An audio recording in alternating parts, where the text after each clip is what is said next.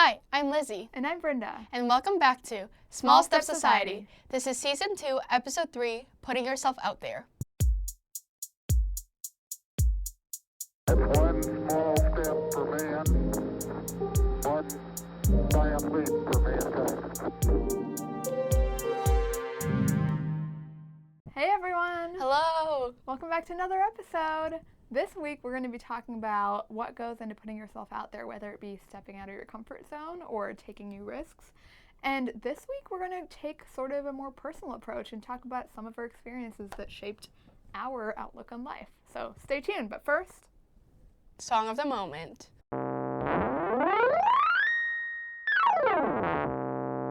So Lizzie, what's your song of the moment? My song of the moment is called Coming Home Song by Sammy Ray and the Friends. And they have a very unique voice. It's very soothing. The song has the lyrics are good. It's don't get in your own way. Why are you so hard on yourself? Aw, that's a good message. Yes. How about you? What's your song of the moment? My song is Free Now by Gracie Abrams. Ooh! Which I feel like I did, in fact, have a song of the moment from her last episode, or last season. But that's okay. But what can I say? Yes. Good artist. Yeah.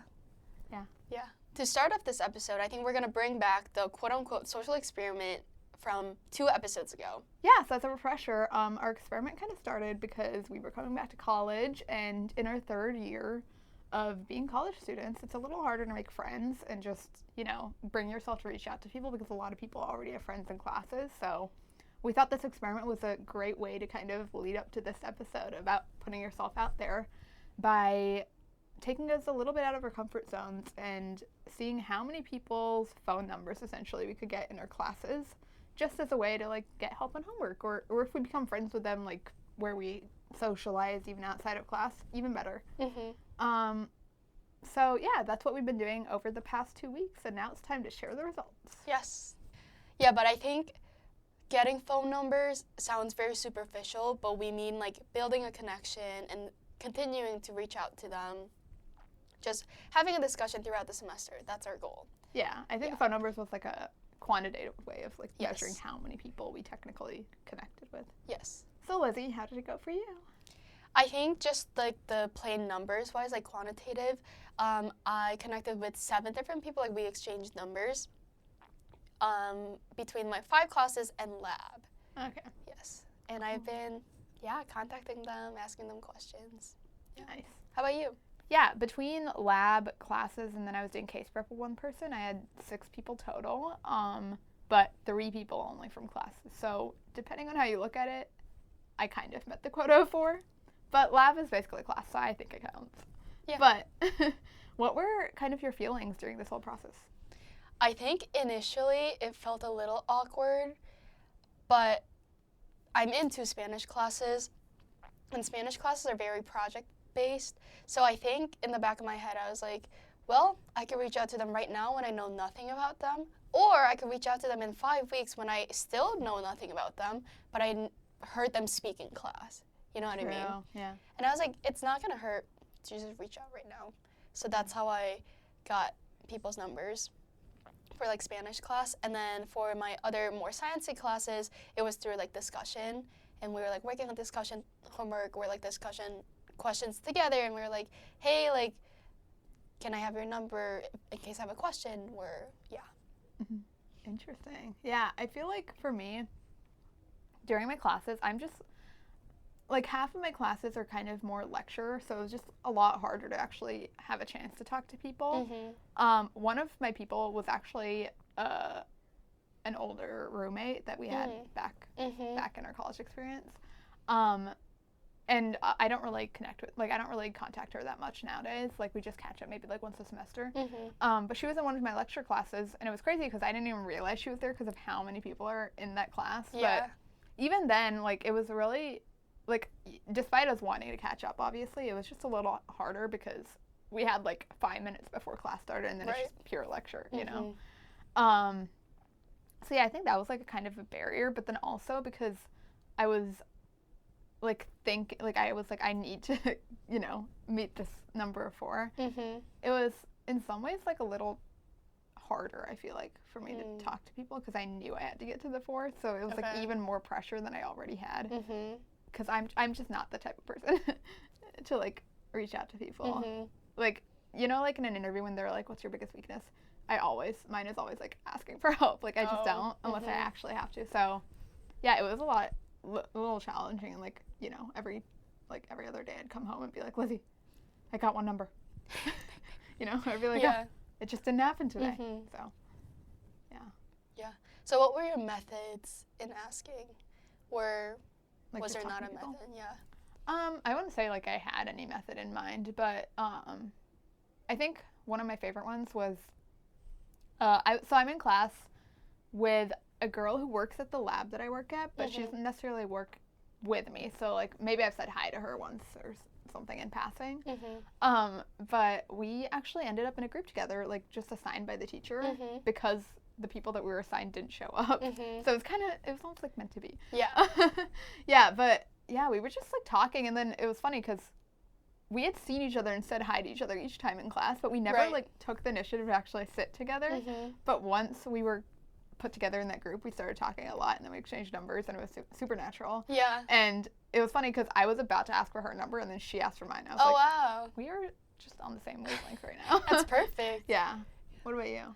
I think mostly just like my excuse, quote unquote, was the project. I'm like, hey, like, do you want to do this presentation together? And then we exchanged numbers. I actually got one number from my lab.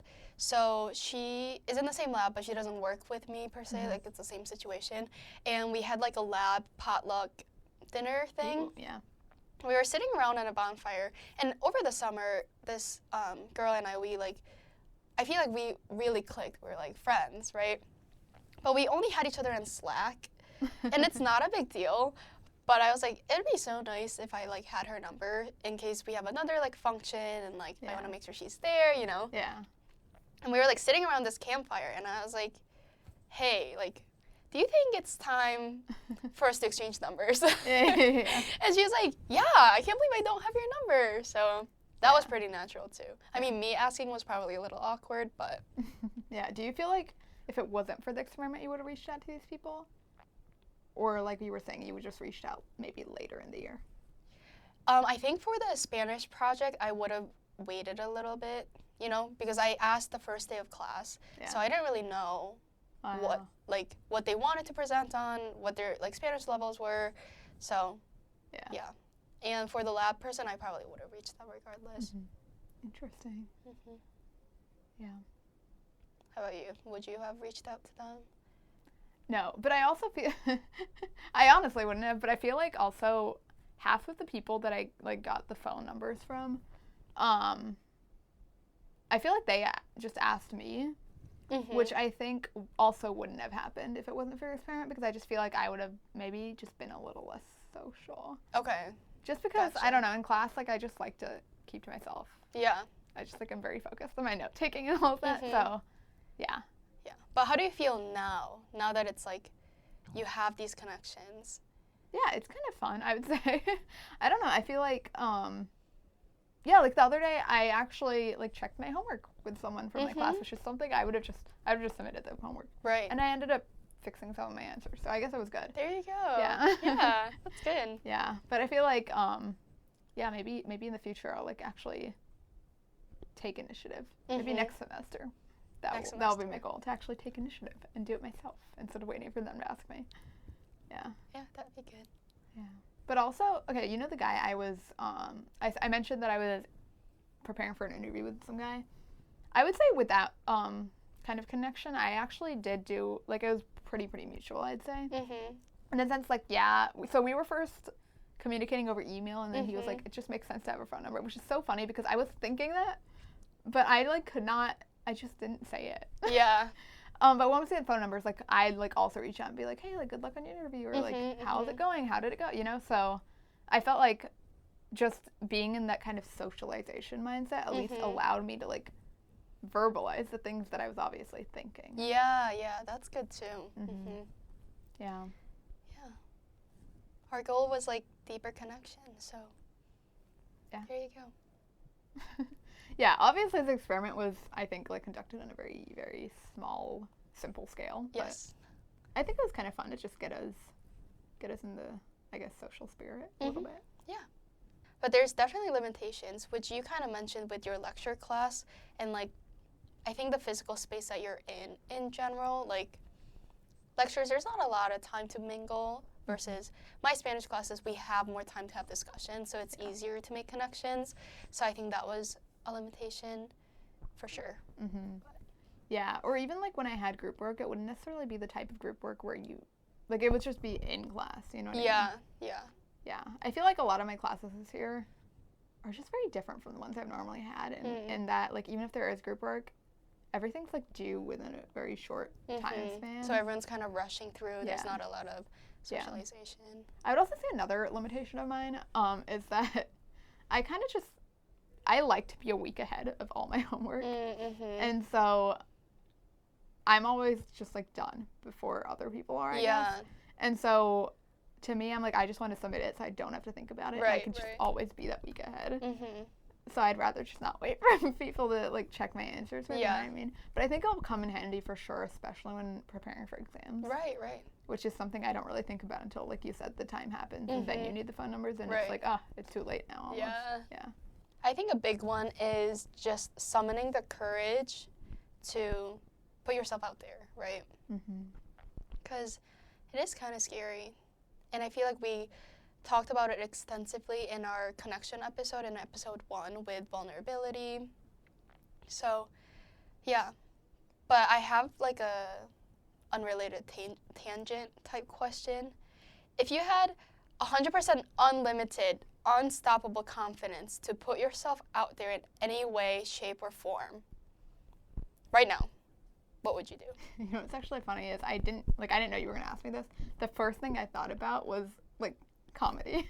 Really? Yeah. Which, if you know anything about Lizzie and I, actually not if you know anything, but if you know something about Lizzie and I, it's that we auditioned for a improv group. Yeah, improv group on campus last year. But I think if I had, like, 100% confidence, I feel like even if I were the same level of funny, they always say confidence is key, and I feel like that's true. Like, if you just own it, people will think you're funny, you know what I mean? Yeah. That's actually really funny because mine's along the same vein. Really? Except it's with, like, singing. I knew it.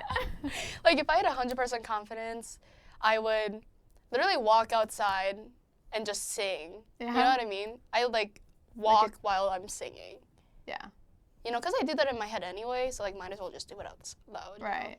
Yeah, but in general, I'm really glad that we actually did this because now we have, like, people to hang out with, do homework with, study for exams. Yeah. So, yeah. And now it's time for your challenge. 2 people. In the span of the next month? Yeah. Yeah, just make 2 new friends. Yes. Reach out to someone, and maybe they'll be a great friend. Yeah. Take the pressure off yourself. Yeah.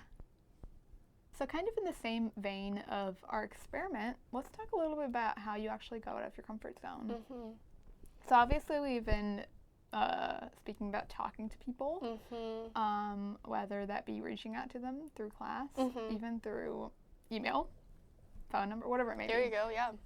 But another way is by showing up to events, which is kind of like what you mentioned with the potluck, I guess. But another way is just, like, showing up to any events that you're interested in, which I know we've kind of always touched on in, like, different episodes, but just to reiterate, like, if you have a hobby, maybe, like, go to a convention for it, or, like, even, like, I don't know, interact with someone in the comments of a YouTube video that you find helpful. Yeah. Anything like that. That's true. I didn't even think about the social media aspect of connecting with people, as in, like, commenting on a YouTube section. Yeah. I mean, hey, in today's age, might as well use social media if you can. That's true.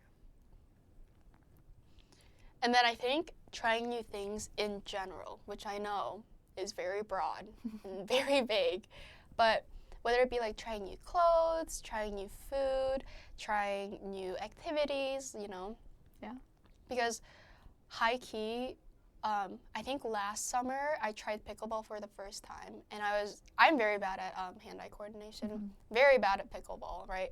And I was like, no, like, I just suck, like, I'm just not good at this.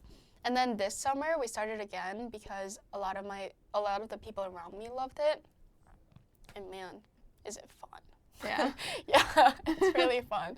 So I guess it's like trying a new thing, but Yeah, actually, that kind of reminded me, like, I feel like in middle school, everyone around me wanted to play volleyball, like, during free time, and I absolutely hated it, but I'd make myself do it because I'd be like, at least then I get to, like, hang out with people, you know what I mean? It's just, like, sometimes if it's worth it to you.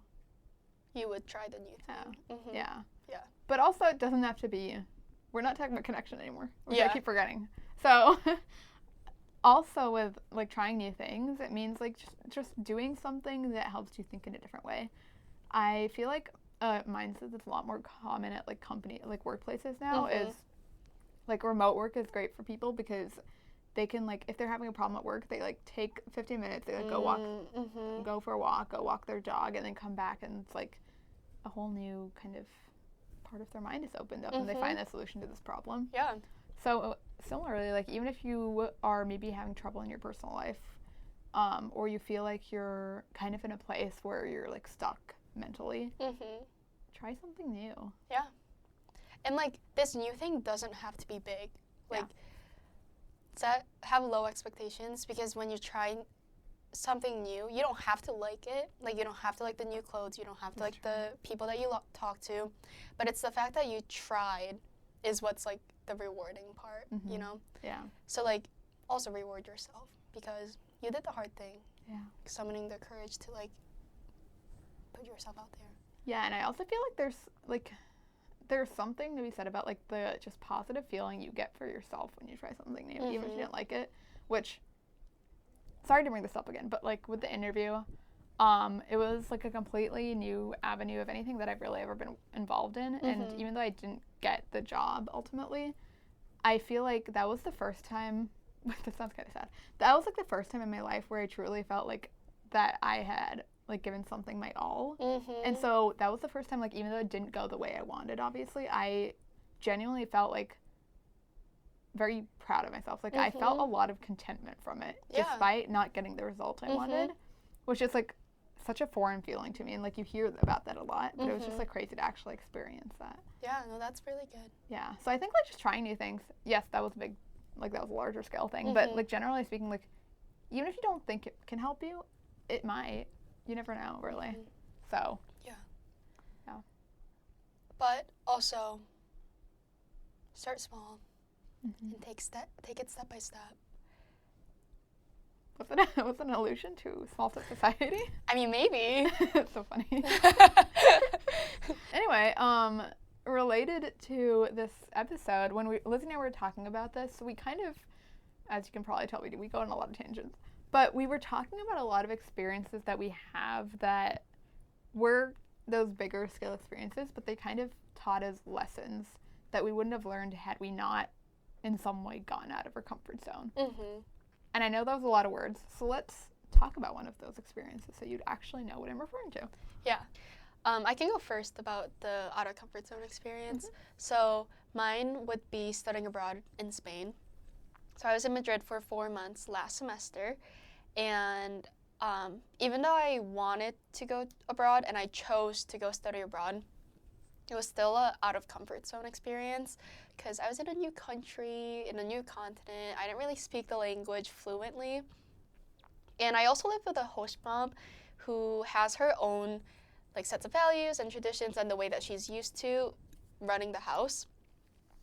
So I guess an example that I can share is that at the host house in my room, we had a coat rack on the wall.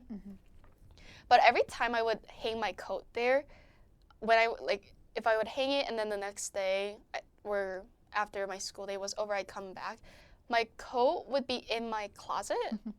And I was like, okay, maybe she just cleaned my room, right?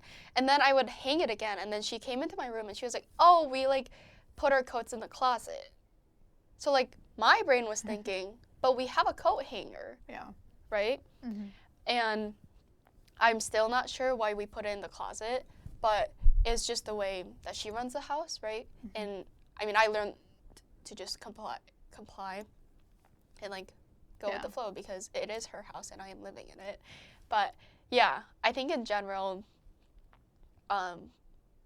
it was a great experience to learn a lot, just stepping outside seeing the world, also learning to interact with people who don't speak the language and who have very different values, but still making great connections, because I still contact my host mom and we still talk and like we still send pictures to each other.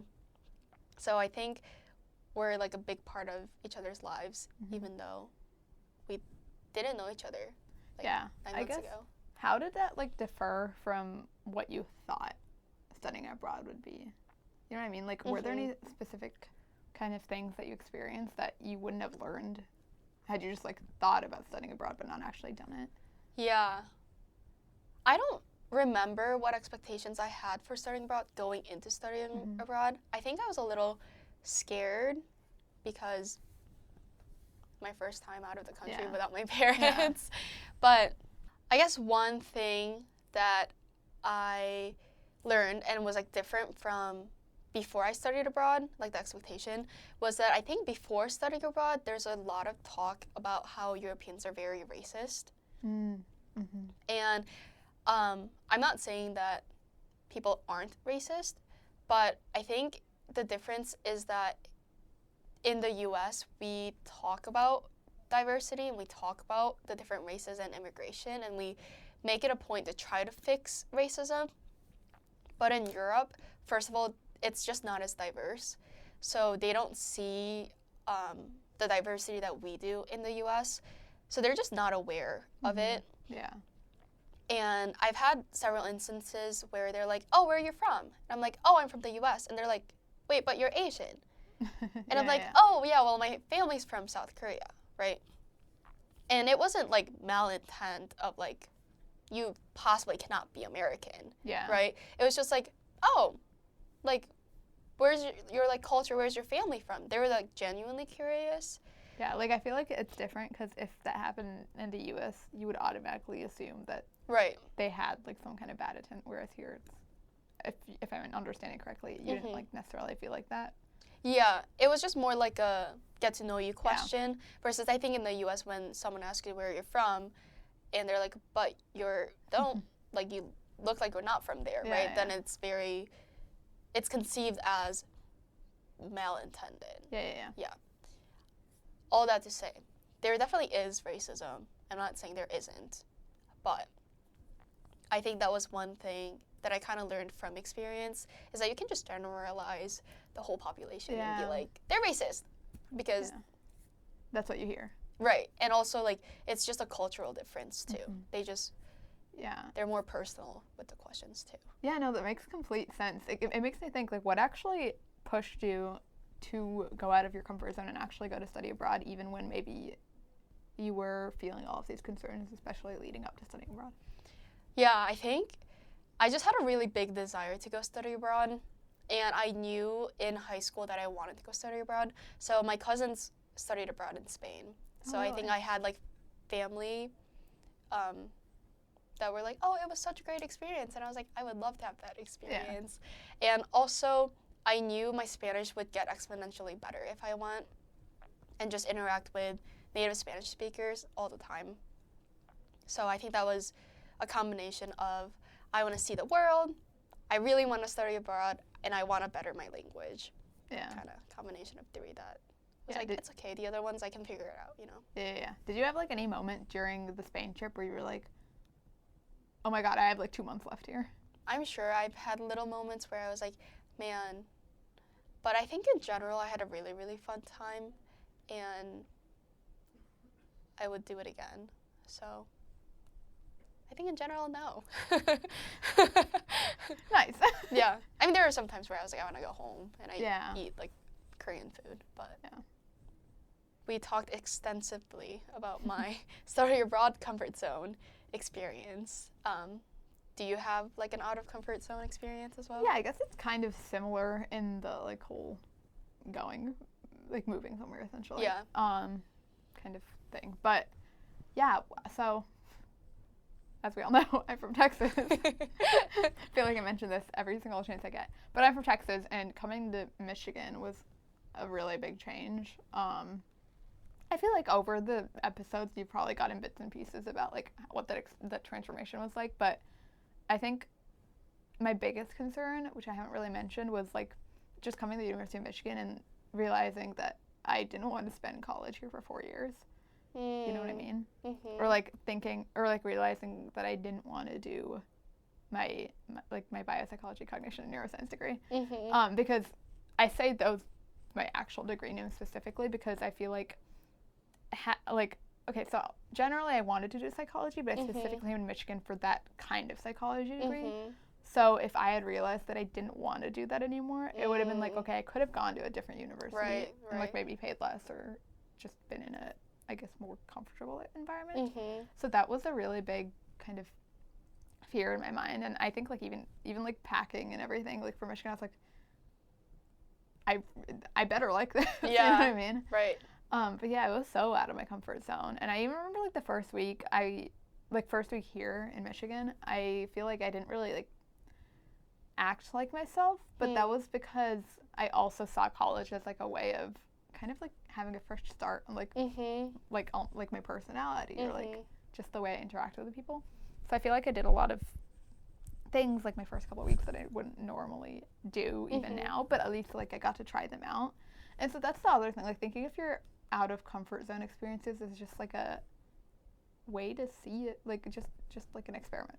Kind of like our social experiment, you know, at the beginning, like just seeing it as if you might like it, you know, because there are some things at Michigan that I do really like now, and like even looking at jobs, like now I'm considering staying in the Midwest, when if you asked me like 2 years ago, no, Right. like I would have said no, that sounds boring, Right. you know, but like yeah, I feel like in Texas, these are like the things you know about the Midwest is like there's a lot of cornfields. That's about all you know. But I feel like even like the stereotype of like Midwesterners like being really, really nice, you don't even hear that in Texas. At least I didn't hear that. You know what Really? I mean? Mm-hmm. Wow, that's our biggest trait, I feel like.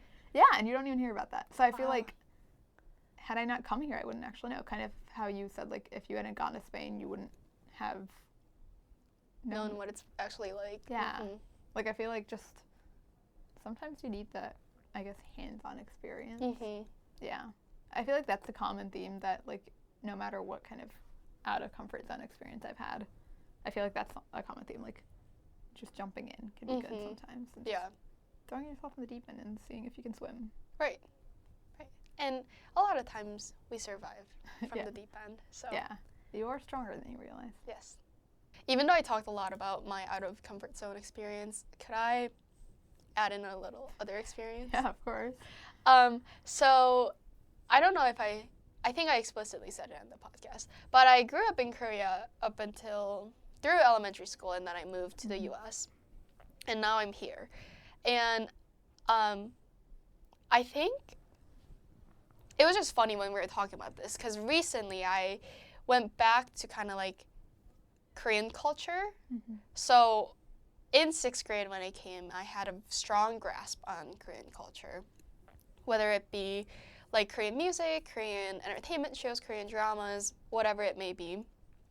And then I think throughout high school, I kind of like lost the grasp on Korean culture and then like grasped more of American culture.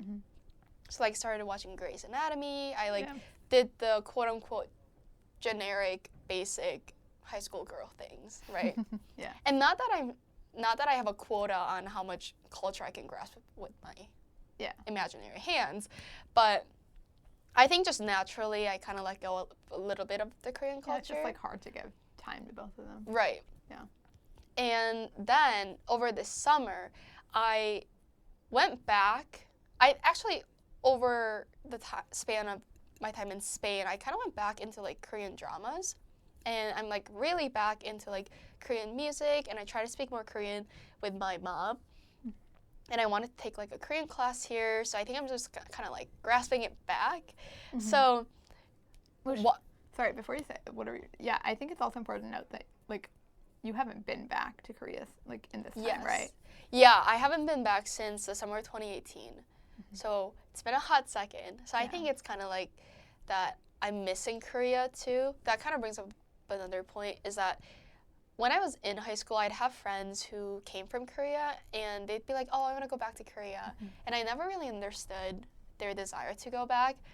But now I'm like, I just want to go back Yeah. to Korea and like experience these things and hang out with my family and, you know, and why this relates to comfort zone, why I thought of this is that the transition from Korean culture to American culture was kind of out of my comfort zone, right? Because I was like going to get more American culture. But now I'm like going out of my comfort zone of American culture to like go find the Korean culture once Yeah. again and like Yeah. kind of dip both my feet in these culture Yeah. and back into my comfort zone. And yeah, I'm sure I'm like overgeneralizing everything, but I just thought it was funny and it reminded me when we were Yeah. talking about this episode. So Yeah. I Yeah. feel like coming to a different country, you have to you have to like step out of your comfort zone to like even interact with people. Because I remember, Right. I don't know if you want to mention this, but like I remember when we were talking about this, and you were just giving me like the general bullet points, I guess, of this, is that you mentioned that like when you first came to the U.S., like you kind of just kept to yourself and like didn't really like interact with people at school that much. Like you'd normally just like hang out with your mom and stuff, and because like you would have to like really step out of your comfort zone Right. to like interact with all the students Right. around you. But now, It's like I have to step out of my comfort zone to hang out yeah, with Korean speaking people. yeah, Yeah, yeah, that's a big switch for sure. yeah. And I kind of sometimes wonder why did I like leave it to the point where like now it's hard to reach out to other Koreans? Like why didn't I? Do you mean like Whatever. reach out to other Koreans, like ones that you knew, or just like Korean? Just like People in general. now in college, you know what I mean? Because like now it just feels awkward. Maybe this is my goal to put myself out there. No, I feel yeah, I Anyways. feel like that. Yeah. I kind of that resonates with me in the sense like every single year, during like the club fairs and stuff at Michigan, or even I guess, yeah, mostly at Michigan. Whenever there's like a club fair where we like find out all the clubs on campus and everything, I'll see like a lot of I guess like advertisements for like all of like the Indian clubs and like all of those kind of clubs, like the what are they called? Cultural. Yeah, I forgot the word. Yeah, like the cultural clubs. And every time I'd be like, oh, I should go to that. But I just can't bring myself to go because I'm scared, one, that especially as a third-year student here, like everyone already knows each other at those events. Or that I won't, I mean, I feel like we've talked about this before in the diversity episodes from last season, but I feel like I won't necessarily fit in. Right. And so, yeah, like it completely makes sense. Like you to step out of like your, like, I don't know, your quote unquote American culture comfort zone to go back into your culture. Yeah. And it's certainly a process. Yes. So maybe we can do that this year. You think so? Yeah. Okay. I think so. I swear we tried last year too. Yeah, I know. I know. I feel like even like freshman year, you were like, we should go to the Korean. Am I getting this right? The Korean New Year. Yeah. Was it Celebration. Chuseok? Yeah. And then we never did. Because I think there was something else going on. Yeah, it's just always hard to make time. Yeah, like that's why Yeah. it's hard to balance the cultures, is because it's really hard to make time for it. Yeah. But it's just something interesting to think about. Yes. But getting a little more back on topic. Yeah. I thought that was an interesting tangent. But to get a little more on topic, we also want to talk about the importance of trying new things. Kind of stems from your childhood even. I feel like a huge part of my, like what I can, I guess like not piece together, like remember from my childhood is just trying so many new things. Like as a child, I feel like we all have this experience, if we're fortunate enough, of course, like where our parents put us in this activity and then we try it for a little bit and then we take it out. Like I did soccer, I did piano, I did cello, I did gymnastics, I did ice skating, and like I have like all these little like bits and pieces of that in my memories. Yeah. You know? Yeah. And I think trying something new or trying everything when you're younger is super important because, well, this is kind of a joke, but like you become multifaceted, right? Because you have Yeah. these little bits and pieces of things. You don't have to be good at everything, But, like, if you go on the ice rink now, you'd be like, oh, I remember. Yeah. You know what I mean? It's not, like, totally new, even though Yeah. it's been a couple of years or a decade or whatever. Yeah. Like, I feel like, actually something I just thought about is, even though, like, I didn't do, I don't know, gymnastics for that long, let's say.